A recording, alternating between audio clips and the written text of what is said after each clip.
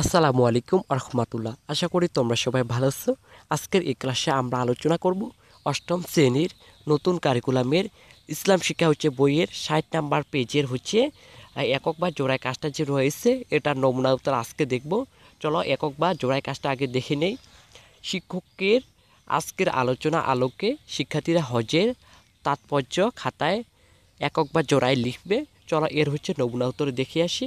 আমরা এরকমভাবে লিখতে পারি রে, একক বা জোড়ায় কাজ। হজ ইসলামের পঞ্চম স্তম্ভ। হজ পালনের সফরে আল্লাহ তাআলার নির্দেশনাবলী প্রত্যক্ষ করতে পারি।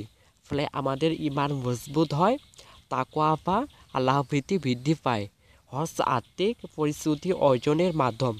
হজ মানুষকে অন্যায় অশ্লীলতা থেকে আল্লাহর পথে ফিরিয়ে আনে। হজ ইসলামের সাম্যনীতি প্রমাণ। লাখ লাখ হাজি সবাই একই পোশাকে আল্লাহ তাআলার দরবারে লাব্বাইক ধ্বনিতে নিজেদের উপস্থিতি জানান দেয়। আল্লাহর দৃষ্টিতে সবাই সমান, সেটার স্পষ্ট প্রমাণ হজে পাওয়া যায়।